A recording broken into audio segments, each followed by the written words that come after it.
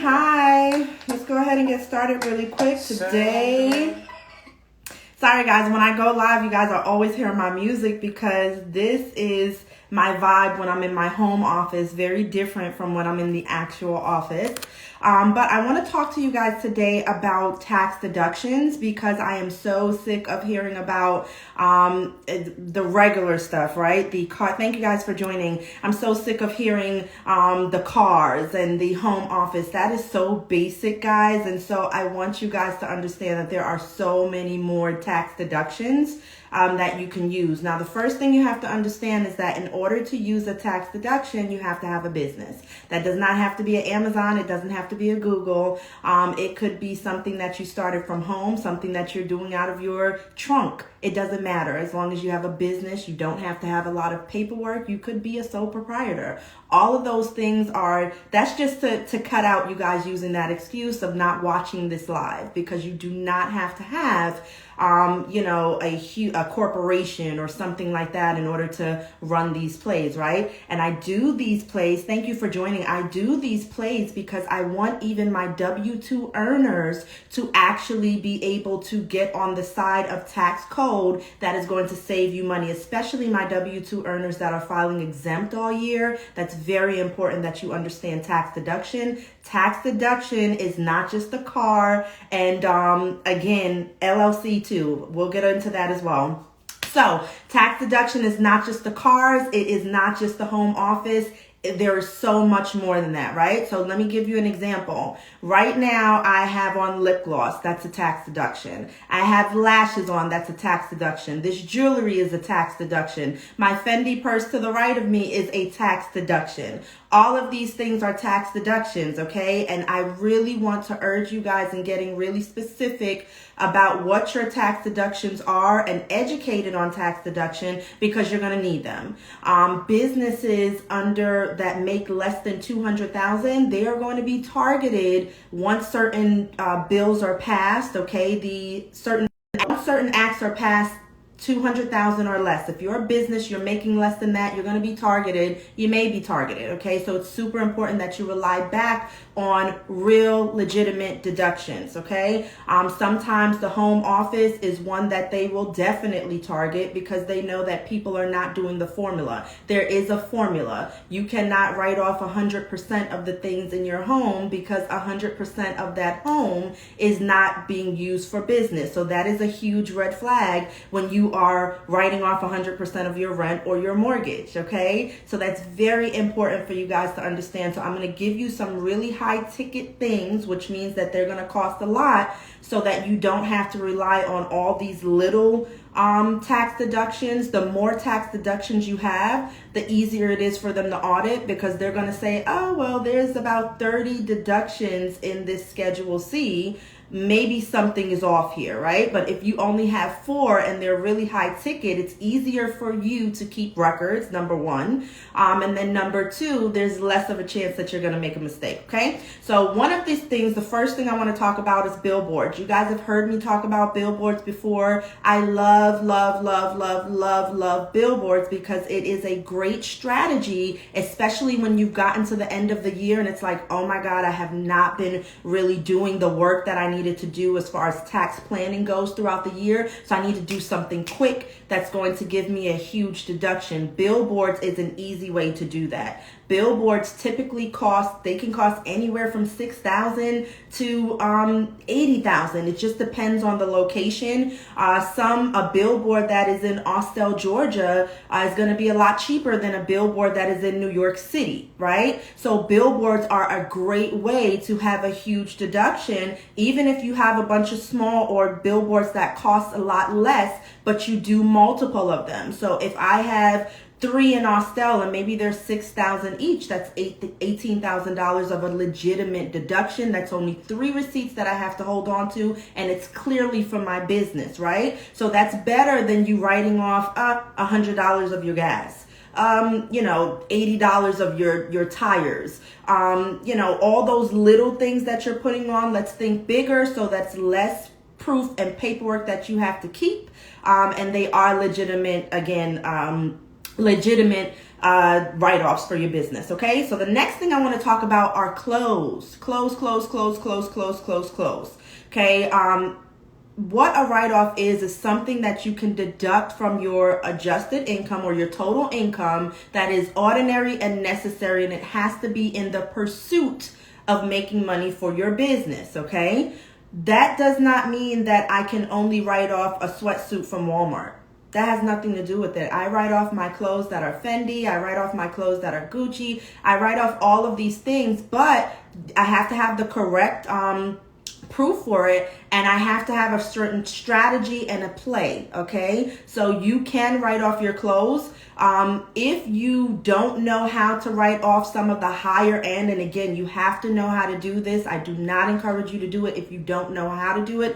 If you don't know how to do it, I would encourage you to do a consultation call for the strategy calls, and we'll teach you how to do all of this stuff, especially if you're spending a lot of money on higher end labels and things like that. You can still write those off, but you have to do it in a certain way. And please understand this, guys. Some of these things may sound foreign to you. That doesn't mean that I would push you guys to do anything illegal, because guess what? These are documented. I put these calls on my pages. It's documented. So I'm not going to have you do that. These are some plays that I actually use myself, okay, and on my clients. So just because something sounds foreign or different, don't weed it out. You can actually write off some of your higher label things that you're buying.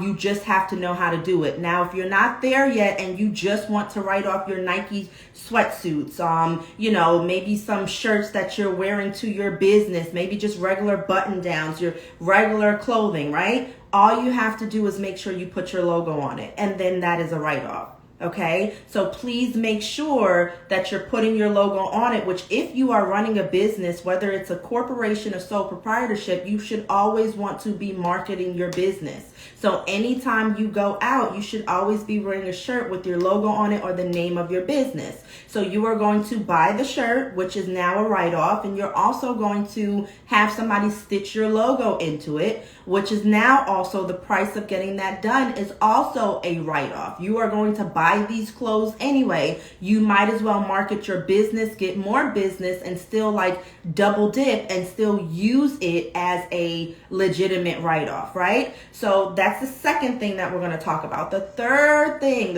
that we are going to talk about are liquors. If you are running events, you can, I don't know who told people that you cannot write off liquor. You absolutely can. If you are paying for cases and cases and cases of liquor because you are running events, if you are doing, things like fashion shows because you're a designer, if you are doing office events and obviously they're of age, and you go ahead and you get alcohol, if you are doing whatever it is, if you're purchasing alcohol, you can go ahead and write it off. And I'm going to show you how to keep the records of all of this as well. Okay, so the third thing we're going to talk about are salaries.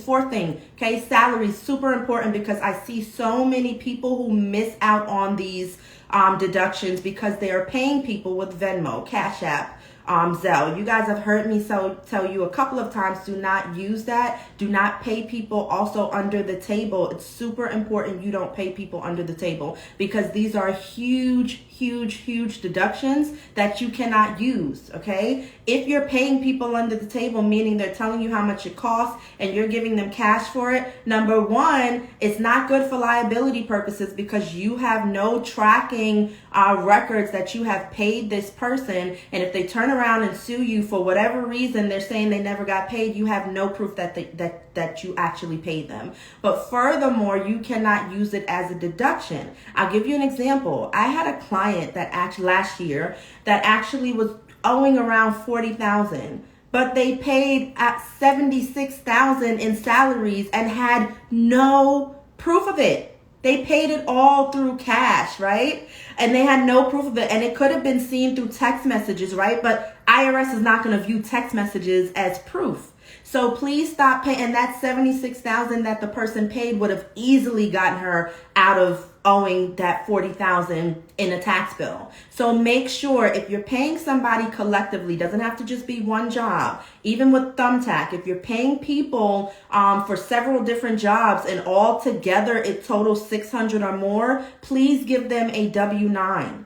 It's very important you give them a W-9. W-9s are what is going to spit out a 1099. Some of you receive 1099s. You had to fill out a W-9 in order to actually receive that 1099. It works both ways because now that person that you're paying has proof for their tax person that this is how much they made. They don't have to provide Zelle or Venmo or Cash Apps because that is going to be looked into this year. So if you haven't stopped doing it, please make sure you stop doing it, okay? And then also for you as the person who is giving them the job, now you have proof that you paid this person this money and it is on a government form. Guess what? That's less of a chance for somebody, an auditor, looking at your stuff and saying, well, she's sending in a Cash App CSV versus she has proof of a 1099 on a government form, okay? So please make sure you're using that. Those are write-offs, whatever you're paying for in your business, salaries, anything that you're paying an employee, whether it's an independent contractor or a W-2 earner of yours, that is tax deductions. If you have W-2 earners and you're paying a portion of their 401k or you're paying a portion of their medical, as a business owner, that is also a tax deduction, okay? So that's not even one that I had on my list, but I'll go into that anyway. Another thing is charitable contributions, okay? If you're making any charity payments, if you are tithing, this is very important that you keep record. And if you're tithing, your church should be giving you a paper at the end of the year that will show how much you tithe for, okay? Now that charitable things are a write-off, but as far as tithing goes, that's not really a write-off, that's a deduction, okay? And I'll let you know about deductions. Here's the thing. The IRS is going, or the government is going to give you a standard amount already. And I want to say it may be 16,000. I'm not sure. It might be around 12,500, something around there. So if all of your deductions, what you're paying in medical, tolls, all these things do not add up to more than what they already give you a standard rate for, then that's not going to do anything for your return. That doesn't mean don't document it, because as it relates to audits, when an auditor looks at your paperwork, they want to see that you're filing everything, not just things that are going to increase your tax refund, right? If you're getting a tax refund, or lower your tax bill. They want to see that you're filing things that are not really moving the scale on what you owe or what you don't owe, or what you're getting and what you're not getting, but that you're filing it. Because to them that says, okay, this is not just a taxpayer that's worried about how much they can take, but they're just doing what they're supposed to be doing. They're following the rules and the guidelines. So although, if you don't have enough deductions collectively to go over the standard amount that they already give you, then that's not going to change anything. But if you do, then that will. So that means hold on to all of those things. Your co-pays that you're paying to your doctor, that's a deduction. Anything that you're paying out of pocket to your dentist or anything medical. If you go get plastic surgery, that is a deduction. If you go get your teeth done, and people are really spending like $10,000, $20,000 on their bodies. That's a whole deduction, and that is far well over the standard deduction, which means that will move the needle as far as what you're getting, what your end result of where you should be, right? So that's another thing. You have your deductions. Now, last thing I want to talk about is startup costs. Startup costs. Okay. What is a startup cost? Startup cost is I have my tax office, right? And I allow people to tap into and run their own tax office. I teach them how to do all of this stuff, right? And so their startup cost is going to be $10,000 for me to teach you how to run and scale a tax office, okay? But they can write off 5,000 of it. Okay, so also you guys, please make sure, because a lot of people fall back on startup costs. You can only write off startup costs in the year that you actually started the business. Now, that's not to say that's marketing or anything else. That is just the startup. You purchased a Pizza Hut, and they say, okay, well, the startup cost to get into the franchise is $35,000. You can only write off $5,000 of that. That's the max. If you do more than $5,000 of startup costs, that's also a red flag. This is why you need to have professionals. Even though you're getting the information, right, from these lives, you still need to have professionals. Yes, there is a cap. It's $5,000 on startup costs. This is why you need to have a professional do your stuff, because even though you're hearing these lives, you don't know the formulas behind it. And so if you're doing TurboTax or doing all of this stuff on your own, then what's going to happen is you're going to run the wrong formulas. It's going to be a red flag. You're going to be audited. And if you can't prove certain things, or certain things are just wrong because you did the wrong formula, whether you can prove it or not, you're going to owe that money back, plus penalties and fees. So you might as well not even bark up that tree, okay? So another thing that I am just going to throw you as far as a write-off goes is this whole play that you guys keep hearing about over the 6,000 pounds, okay? If you purchase a vehicle that is over 6,000 pounds, there are two plays that go together in order for you to accomplish writing it off completely.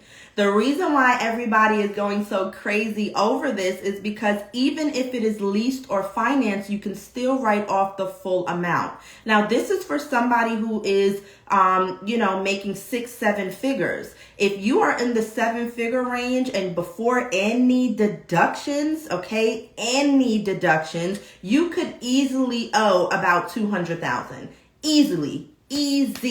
Okay. But what you want to do is you want to have these high ticket write-offs. So again, you don't have to have a lot of them. There's less chance of making mistakes, and there's more chance of you getting that deduction to stick if you're ever audited, right? So reason why people love the 6,000 pound thing is because it's a huge number. If I buy a G-Wagon that is $130,000, right? And I only put down $10,000, I'm going to be able to write off the full $130,000. Granted, it is a business expense. Now, I would suggest that you put it in your business name. Okay, that's what I would suggest, because here's what you have to consider. This is a huge write-off, and it's one write-off, right? So if you don't do things correctly and the IRS disallows it, then that $130,000 being taken away is surely going to dent whatever work you did on that tax return. So you don't want to leave any room for mistakes.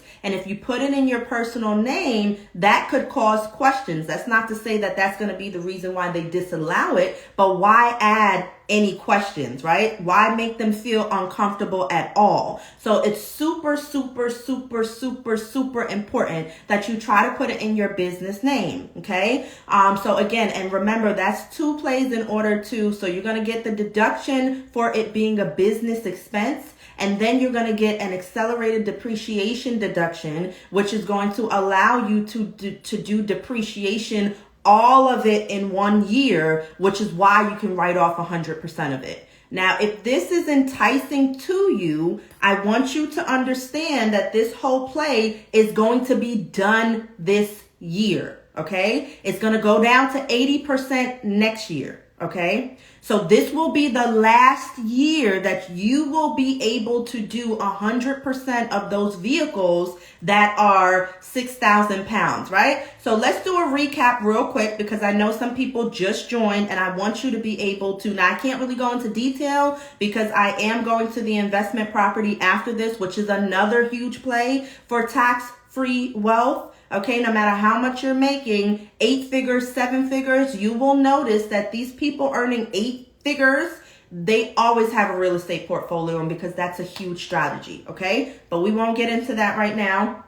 I'm just going to go through the list so that anybody who has not can kind of look into this video later on. So we have billboards, right? We're not talking about your regular car, your little gas and, the maintenance and the windshield. All of that is too small. I'm tired of hearing about it. We're not talking about your home office where you can write off your printer, ink. all of that is too small. We want to think bigger. We want to go bigger because, again, guys, this year I've been talking about it, and it is on my last video before this. Make sure you tap into that, okay? This year, they are going to pass an act, okay? It still has to get through House, but Senate has already passed it. And they are going to put if it is completely passed, they're going to put $80 billion into the IRS. New auditors, 80,000 new auditors and agents. Their target focus is going to be businesses that earn less than $200,000. Okay, so this is why I'm taking the extra mile to give you some of these plays, because you guys will need to have legitimate write-offs. All these things of people making things up for you and putting anything in there just to get it lower, that's a wrap. It's a dud. Stop doing it, because you may be in a bigger position to get audited, and you do not want that. If you are audited, you want to make sure, yes, they coming. Okay, so if you are audited, you want to make sure that your orders are, your affairs are in order. You have to make sure of that. And it's easier to do that if I have 6 large amount deductions or write-offs than 30 little ones, right? That doesn't make any sense, right? So we're going to do billboards, right? Yes, you need to make 201,000, but then you need to also make sure that those are bigger deductions or bigger write-offs, because then you're going to need to cover more of that income to get you to a lower threshold. There's always a science to this stuff, guys. Okay, so we talked about billboards, we talked about clothes, and that's high-end clothes or clothes that you purchase in the mall or order from Amazon or Shein or whatever it is. Hair is deductible for all of my ladies out there that buy a lot of hair. Okay, there's a reason that you have to do it in a certain way, but I am going to give you, the specifics and the topics. Liquor is deductible. Salaries, independent or W-2 earners are deductible. Charitable contributions are deductible. And we talked about startup costs, okay? And we did talk about the code 179, which is the code on getting cars and things of that nature that are more than 6,000 pounds. Thank you, Christy. I'm so glad to see you. That are more than 6,000 pounds, a full write-off, guys. Now, anybody have any questions real quick about what is deductible and what's not? Really, your write-offs are going to come from what type of business you're in, okay? Your write-offs are going to come from what type of your business you're in. Somebody who is running a nursing home is going to have different write-offs than somebody who is in the music industry, okay? Somebody who is a real estate investor is going to have different write-offs than a realtor. Even though that's all in real estate, there's different legs.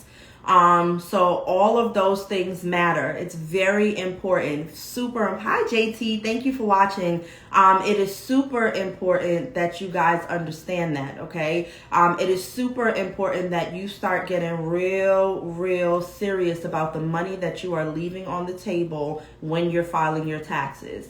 I do not push my clients to not pay taxes or evade taxes. That is illegal. But what I do push my clients to do is either educate themselves or be educated enough to hire someone who is educated in the field to save you thousands of dollars that you shouldn't have been paying anyway. If you owe it, it's the right amount, pay it.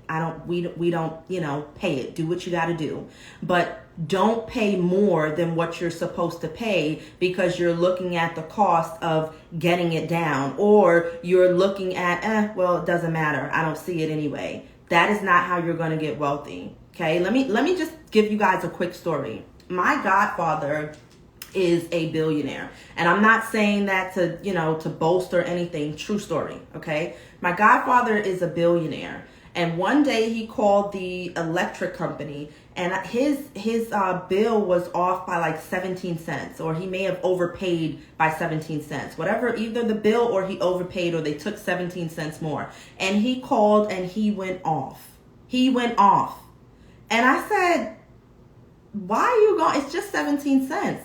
And he said, what you have to realize is 17 cents from $100,000, 100,000 people does not sound like 17 cents. If I allow them to just take 17 cents this time, what happens the next time when it's $10?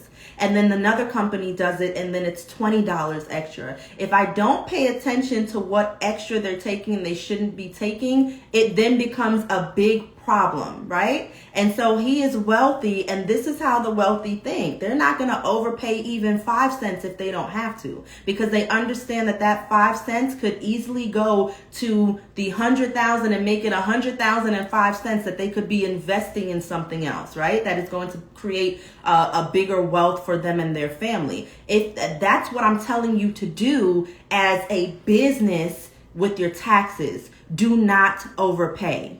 Right. That's what he said. I need all of my 17 cents. Do not overpay on your taxes, whether it's $50 or $5,000. If it legitimately should stay in your pocket, then make sure it stays in your pocket. Okay?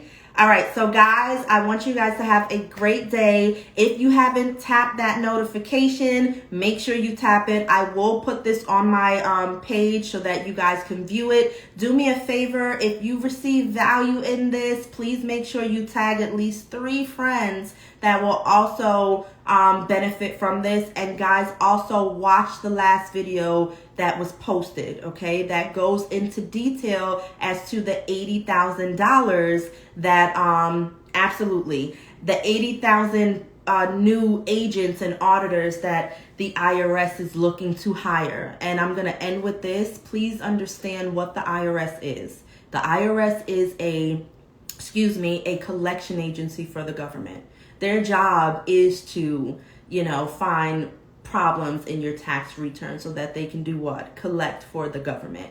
Their job is to call you and send you letters so that you can say something to them you can innocently say something to them that might actually hurt whatever it is that they're trying to do, right? You're not forced to speak to the IRS. If you're concerned or you have anxiety about anything that you're receiving, make sure you get some assistance before you pick up the phone and contact them. But understand the IRS is a collection agency. And when you understand, and this is beyond taxes, when you understand the purpose of anything, whether it's in personal relationship, business relationship, whatever it is, when you understand the purpose of what that person does or the purpose of that relationship, then you understand how to move around it. Then you understand how to move through it. Then you understand how to treat it. But you have to understand the purpose. Okay. So you guys, I want you guys to have a great day. I look forward to speaking to you guys or seeing you guys. Also DM me some things that you want me to talk about. I have no problem making sure that these lives are beneficial to all of my supporters and followers. You guys have a great day. Bye.